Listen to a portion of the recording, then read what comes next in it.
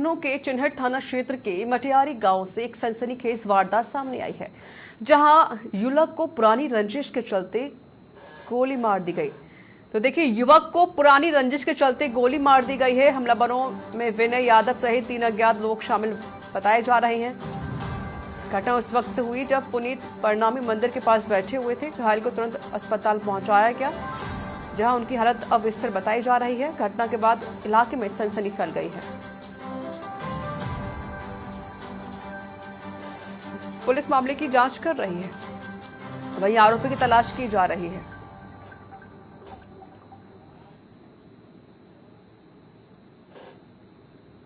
थाना चिन्हट को ये सूचना मिली कि लगभग 9 बजे पुनीत यादव पुत्र सुरेंद्र यादव निवासी मटियारी थाना क्षेत्र चिन्हट को उन्हीं के पड़ोस में रहने वाले विनय यादव और कुछ अज्ञात व्यक्तियों द्वारा किसी पुरानी रंजिश को लेकर उन पर गोली मारी है।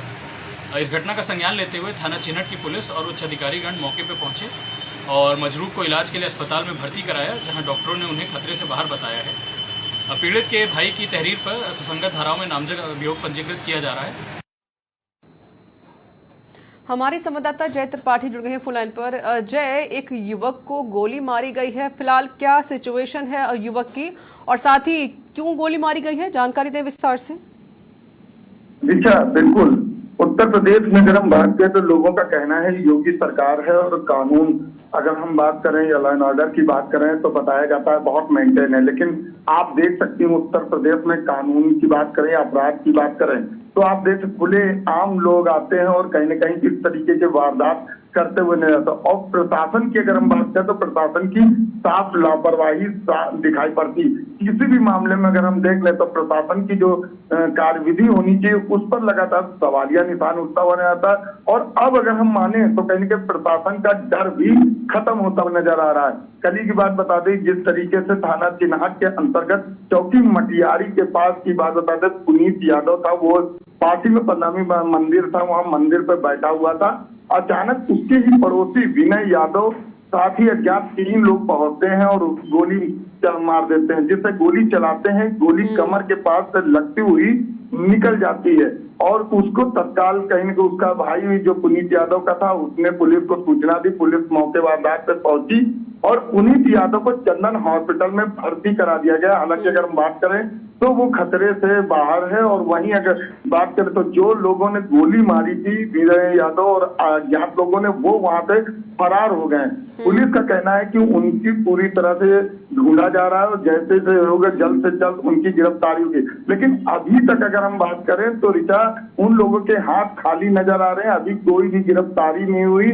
और इस तरीके की वारदात की अगर हम बात करें तो इसके पीछे बताया जा रहा है पुरानी रंजिश है, उस रंजिश के चलते इस तरीके का अंजाम दिया गया। लेकिन ये आज की ही बात नहीं, हालांकि हम उत्तर प्रदेश की बात करें, लखनऊ की बात करें तो यहाँ पर इस तरीके की वारदात लगातार देखने को मिलती है। और प्रशासन की बात करें तो प्रशासन लगातार इन चीजों पर कहीं न कहीं ध्यान नहीं दे, कोई लगाम नहीं लगा रहा। यदि अगर प्रशासन का खौफ रहे और डर रहे और लगाम लगे तो हो सकता है इस तरीके की वारदात देने से पहले कहीं न कहीं लोग डरे और इस तरीके की वारदात न दें। जी बिल्कुल, और बड़ी बड़ी बातें करने वाली पुलिस प्रशासन आज अभी भी खामोश बैठी है, क्योंकि जिस तरीके से जिन वारदातों को अंजाम दिया जाए तो कई सवाल भी खड़े करती है।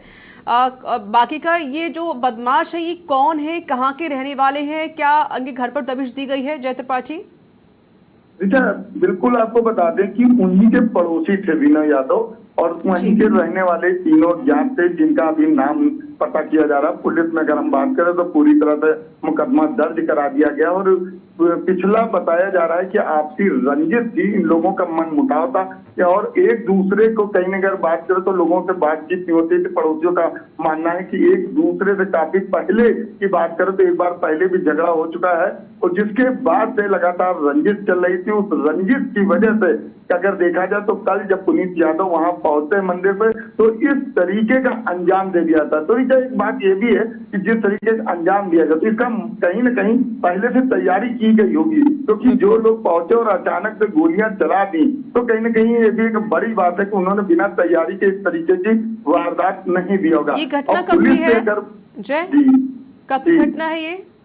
कल ये रात जो है 9:30 बजे की घटना है और जिससे 9:30 बजे के बाद पुनीत अपने घर से खाना खाने के बाद टहलते हुए मंदिर तक पहुंचते हैं और इसी बीच आपको बताया जब वो मंदिर पहुंचते हैं तो कहीं ना कहीं हमला करने वाले लोग पहले से तैयारी किए वहां पर मौजूद रहते हैं और वहां पहुंचने के बाद इस तरीके का अंजाम देते हैं।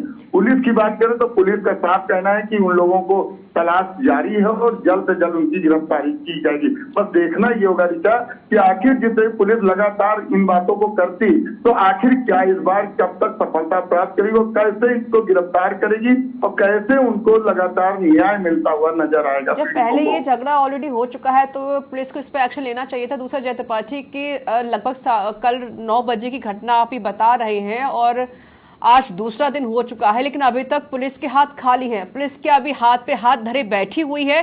कहीं पे कोई नाकेबंदी की गई, कोई फुटेज खंगाला गया कि अभी तक जय त्रिपाठी कोई एक्शन अभी तक लिया गया है इन लोगों के खिलाफ?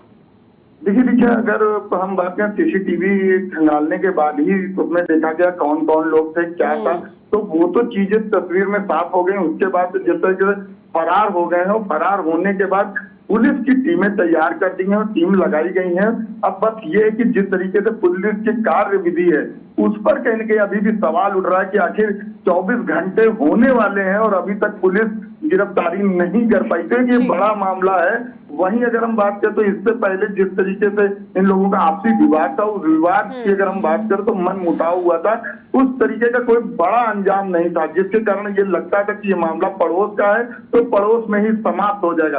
कभी किसी ने ये भी नहीं सोचा था कि इस तरीके का मामला इतना बड़ा तूल पकड़ेगा और आखिर में ये अंजाम होता हुआ नजर आएगा। तो ऋचा अगर हम बात करें तो अब जितना पुलिस की लगातार बात करें, बड़े अधिकारियों से भी बात की जाएगी, वो लगातार निर्देश दे रहे हैं कि जल्द से जल्द उन लोगों को खंगाल के कहीं पर भी हो उनकी गिरफ्तारी की जाए। जो टीम लगाई गई उस टीम की पूरी जिम्मेदारी की वो जल्द से जल्द उन लोगों को गिरफ्तार करते हुए नजर आए। बहुत बहुत शुक्रिया जय त्रिपाठी आपका अधिक जानकारी देने।